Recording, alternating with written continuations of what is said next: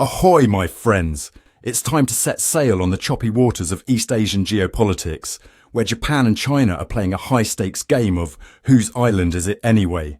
Meow, it seems these two maritime heavyweights are treating the Senkaku Islands like the world's most expensive cat toy, batting it back and forth while the rest of us watch in bewilderment.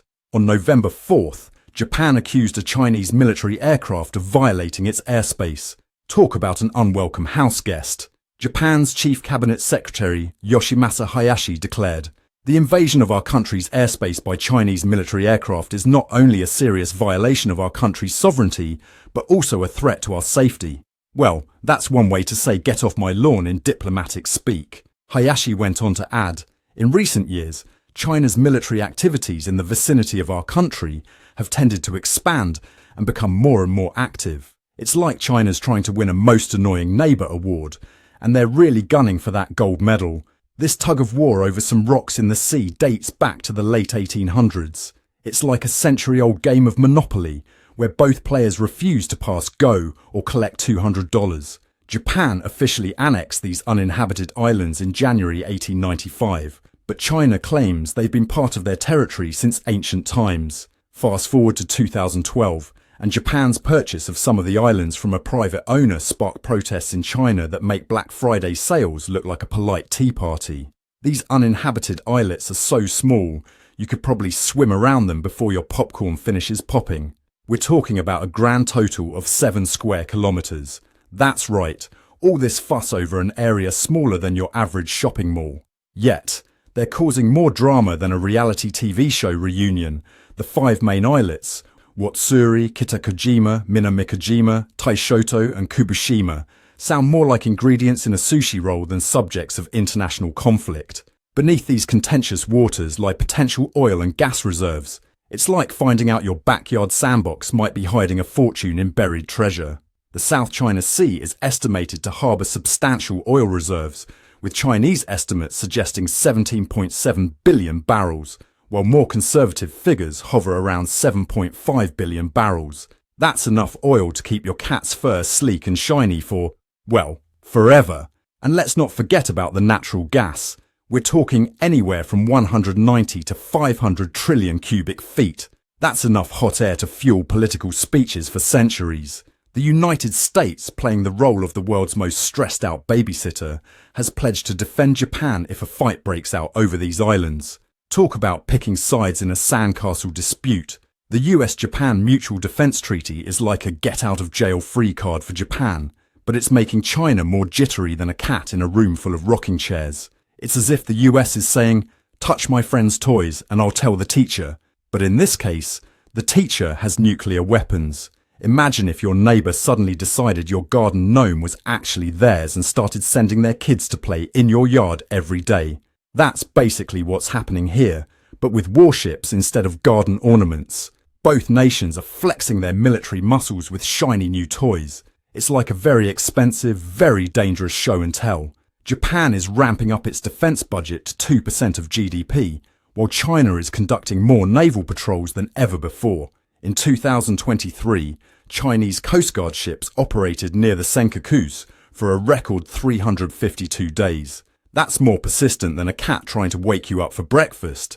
Japan's not taking this lying down. They've been conducting naval drills faster than you can say sushi. In late October 2024, after multiple sightings of Chinese vessels in their territorial waters, Japan's self-defense forces put on a maritime show that would make Aquaman jealous. Meanwhile, both sides are deploying advanced surveillance technologies, drones and reconnaissance aircraft. It's like a high-tech game of I Spy, but instead of finding Waldo, they're looking for each other's warships. And let's not forget about the cyber warfare aspect. While ships are playing cat and mouse on the sea, hackers are duking it out in cyberspace. It's like a social media flame war, but with national security implications. Instead of unfriending each other, they're trying to crash each other's military networks. Talk about taking unfollow to a whole new level.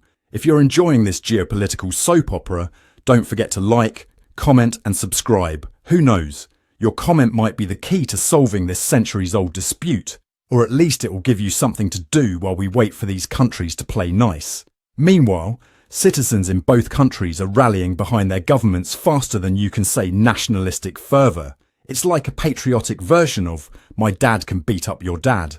A recent survey showed that 92.2% of Japanese and 62.9% of Chinese respondents harbour unfavourable opinions towards each other. That's a lot of people not sending each other Christmas cards this year. It's like a massive family feud, but instead of fighting over grandma's China, they're squabbling over actual China and Japan. The UN is watching this situation like a disappointed parent, hoping these two will work it out themselves before bedtime. But lost in all this sabre rattling is the impact on the local ecosystem. The fish are probably wondering why their neighbourhood suddenly got so noisy. It's like hosting a rock concert in a library. Nobody wins, especially not the books. Or in this case, the fish. These poor aquatic bystanders are caught in a geopolitical net, probably wishing they could show passports to cross these invisible maritime borders. Sorry, Mr. Tuna, you're going to need a visa to swim in these waters. And let's talk about China's broader maritime strategy. They're playing a game of maritime monopoly gone wrong, trying to buy up all the properties in the South China Sea. It's like they're trying to build hotels on Boardwalk and Park Place, but instead of plastic pieces, they're using artificial islands and military bases. Japan, meanwhile, is strengthening its alliances faster than you can say geopolitical chess.